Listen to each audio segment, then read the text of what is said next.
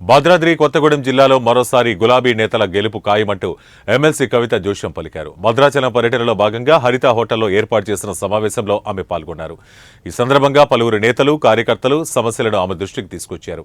ఈ సందర్భంగా ఆమె మాట్లాడుతూ గులాబీ కండువా కప్పుకున్న నాటి నుండి ప్రజల కోసం పనిచేస్తున్నట్లుగా రాబో రోజుల్లో కూడా ప్రజల కోసం పనిచేస్తామని, భద్రాచలంలో గులాబీ కండువాపై గెలిచిన తెరళం వెంకట్రావు కాంగ్రెస్ కండువా కప్పుకున్నారని విమర్శ చేశారు.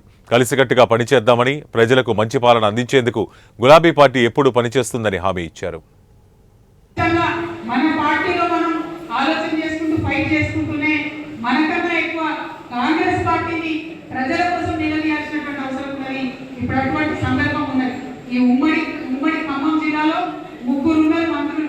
ముగ్గురు మంత్రులతో మరి 3 పైసలు ఈ జిల్లాకు వచ్చినాయా ఒక్కసారి ఆలోచన చేసుకోవాలి.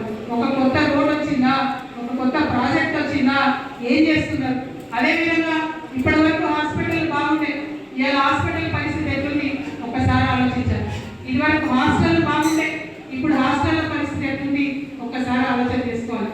ఇదివరకు మనం ఏదైతే పెన్షన్ ఇచ్చినామో మళ్ళీ అదే పెన్షన్ వాళ్ళు ఇస్తున్నారు. రూపాయి పెంచింది లేదు, పెట్టింది లేదు.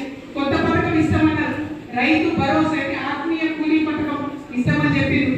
ఇదే ఖమ్మం జిల్లా, ఉమ్మడి ఖమ్మం జిల్లా మీకు తెలవాలి కాబట్టి నేను